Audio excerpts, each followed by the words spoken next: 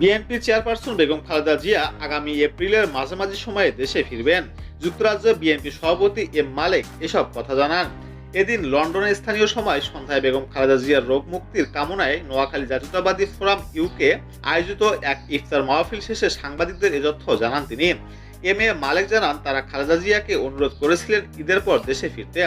BNP chairperson অনুরোধ রেখেছেন, তিনি এখন ঈদের পর এপ্রিলের মাঝামাঝি সময়ে দেশে ফিরবেন। যুক্তরাজ্য বিএনপি সভাপতি জানান, চিকিৎসকরা সেই অনুপাতে প্রস্তুতি নিয়ে বেগম খালেদা জিয়াকে সেভাবেই চিকিৎসা দিচ্ছেন।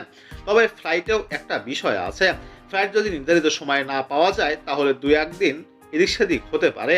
তবে বেগম খালেদা জিয়া দেশে যাওয়ার জন্য প্রস্তুত রয়েছেন। তারেক রহমানের দেশে ফেরা বিষয় জানতে চাইলে এম এ মালিক স্থানীয় সাংবাদিকদের বলেন, আমাদের লিডারের দেশে যাওয়ার সময় নিয়ে এখনো নিশ্চিত বলতে পারছি না। ম্যাডাম খালেদা জিয়া যাওয়ার কিছুদিন পরেই হয়তো সে দেশে ফিরবেন।